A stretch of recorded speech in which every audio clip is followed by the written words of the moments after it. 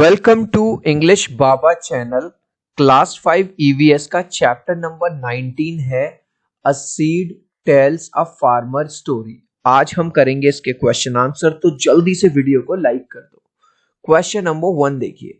Question number 1 है are rotis made in your home? क्या तुम्हारे घर में रोटियां बनाई जाती हैं? From which grains are they made? और वो कौन से ग्रेन से बनाई जाती है? तो आंसर लिखेंगे यस, रोटियां हमारे घर में बनाई जाती हैं और हमारे घर में जो यूजुअली रोटी बनती है वो गेहूं की बनती है। तो आंसर कैसे लिखेंगे? Yes, rotis are made in my home. मेरे घर में रोटियां बनाई जाती हैं। They are made from wheat. और वो किसकी बनाई जाती है? व्हीट मतलब गेहूं की बनाई जाती है।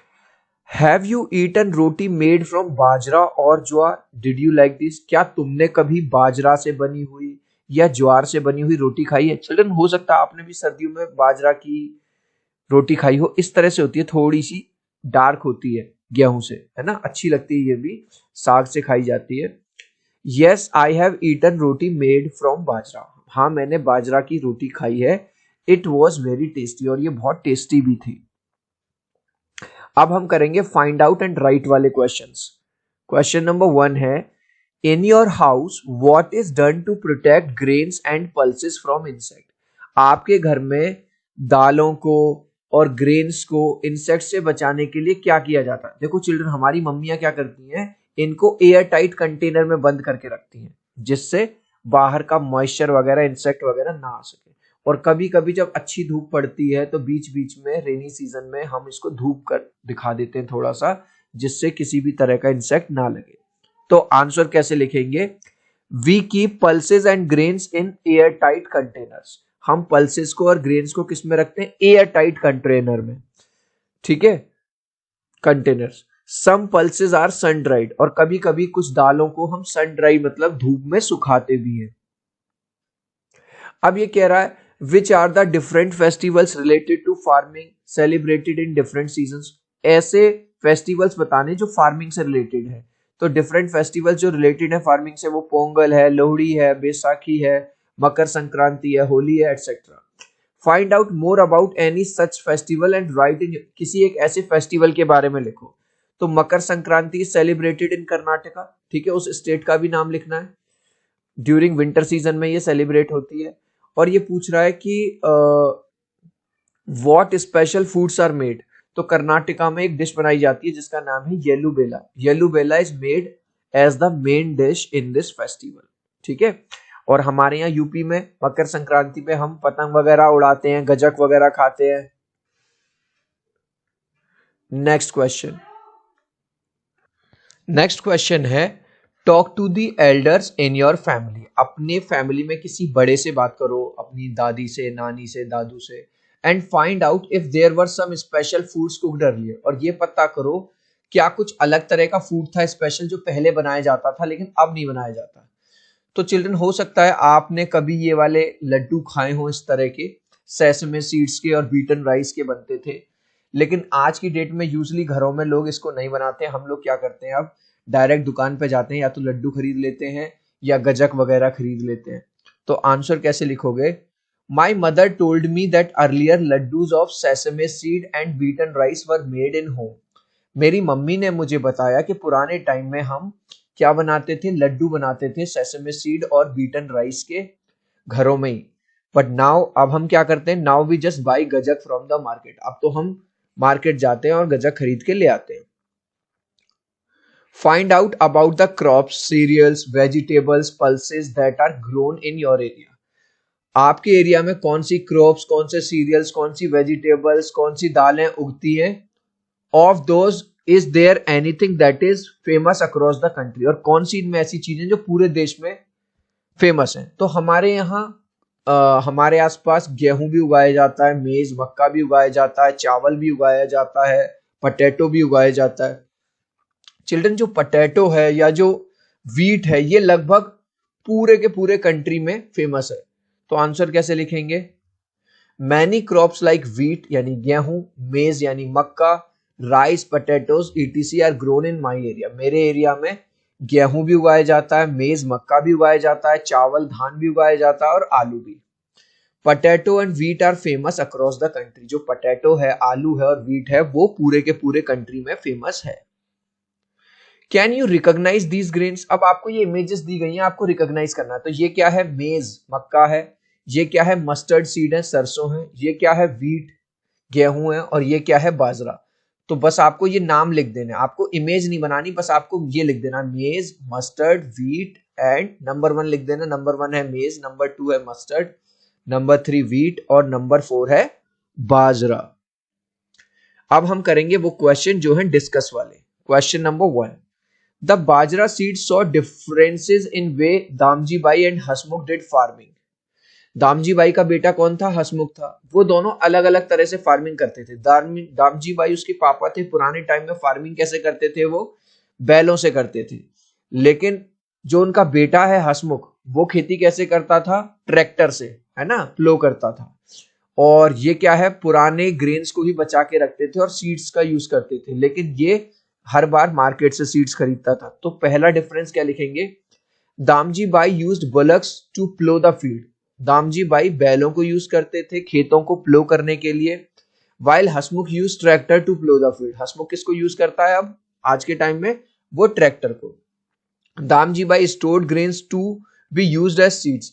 ये ग्रेन को ही स्टोर करके रखते थे और अगले साल फसल बोने के लिए बीज बना के उनको यूज करते थे। लेकिन Hasmukh on the other hand bought seeds, वो हर साल सीड्स खरीदता है।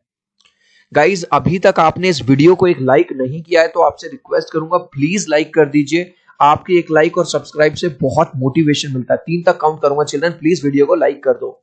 1 2 3। आई होप चिल्ड्रन आपने वीडियो को लाइक कर दिया है, चैनल को सब्सक्राइब कर दिया है। Thank you guys.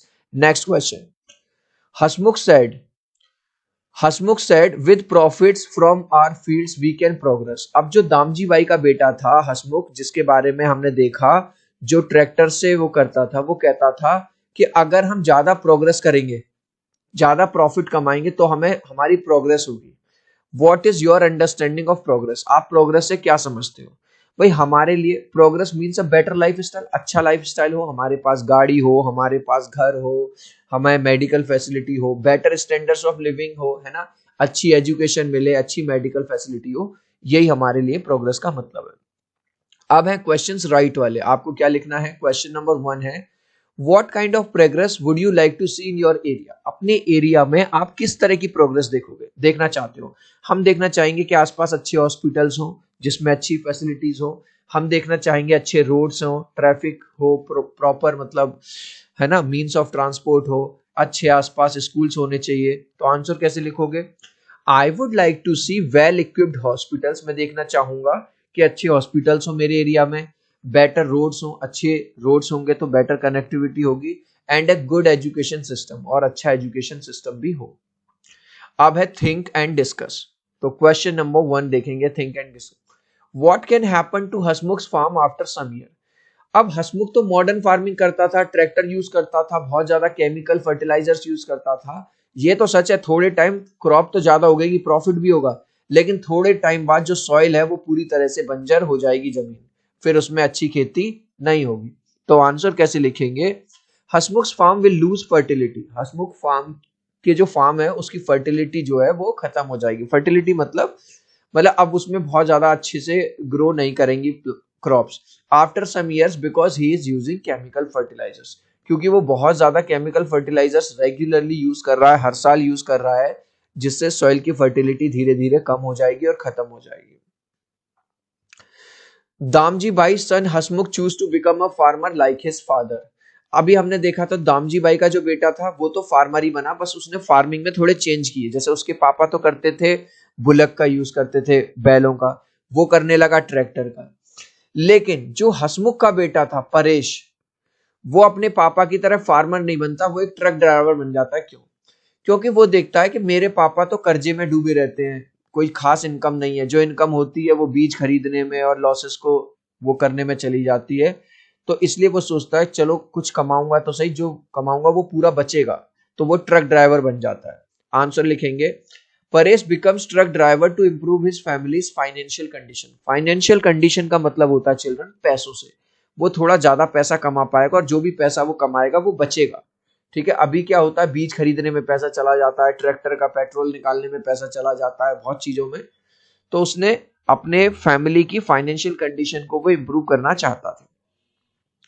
The seeds were not sure what Hasmukh was talking about was really progress. What do you feel? अब हसमुख ये कहता है कि भैया मैं तो मॉडर्न फार्मिंग करूंगा, ट्रैक्टर का यूज करूंगा, बहुत ज्यादा फर्टिलाइजर्स यूज करूंगा। तो सीड हमें कहता है क्या ये असली प्रोग्रेस है? तो हम कह रहे हैं नहीं, ये असली प्रोग्रेस नहीं है। क्योंकि यार स्टार्टिंग में तो ठीक है, तुम्हारी क्रॉप बढ़ जाएगी, तुम्हें 2 पैसे ज्यादा मिल जाएंगे, लेकिन अल्टीमेटली तुम्हारी जमीन तो बेकार हो रही है ना, उसकी फर्टिलिटी बेकार हो रही है। एक टाइम ऐसा आएगा कि उस पर क्रॉप उगेगी ही नहीं। तो आंसर क्या किससे लिखेंगे?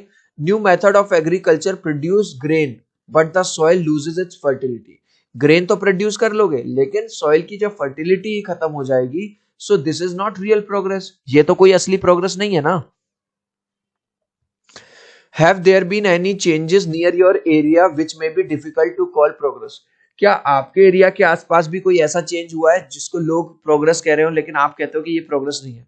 हाँ, चेंज हुआ है, बहुत ज्यादा ट्रैफिक बढ़ गया है। पहले की तरह वेट नहीं करना पड़ता कहीं जाने के लिए, बहुत सारी बसेस, ट्रक्स, टैक्सी वगैरह सब मिल जाती हैं। लेकिन इसका नुकसान क्या हुआ है? बहुत ज्यादा एयर पोल्यूशन, बहुत ज्यादा साउंड पोल्यूशन, नॉइज पोल्यूशन होने लगा है। तो ये कोई प्रोग्रेस नहीं है। Yes, there are many changes which may not be called progress in the real sense. हाँ, बहुत सारे ऐसे चेंजेस होते हैं जिनको प्रोग्रेस नहीं कहा जा सकता। क्यों? एग्जाम्पल क्या है? मोर व्हीकल्स मेड ट्रेवलिंग इजियर। ये तो सच है कि ज्यादा व्हीकल्स होने से ट्रेवलिंग इजी हो गई है, but it is also the reason for air and noise pollution. लेकिन एयर पोल्यूशन और नॉइज पोल्यूशन भी तो हो रहा है। चिल्ड्रन, इस लास्ट क्वेश्चन का आंसर आप मुझे दोगे कमेंट सेक्शन में, देखूंगा कितने बच्चे राइट आंसर देंगे। From which grain roti is made at your home. तुम्हारे घर में रोटी कौन से ग्रेन की बनती है? व्हीट की बनती है या ज्यादातर या बाजरा की बनती है? आप चाहो तो अपने आंसर में कमेंट में ए या बी लिख देना, मैं समझ जाऊंगा। सो आई होप मेरा ये वीडियो आपको बहुत अच्छा लगा होगा। प्लीज वीडियो को लाइक कर देना, चैनल को सब्सक्राइब कर देना। अब हम मिलते हैं अगले वीडियो में। Bye bye.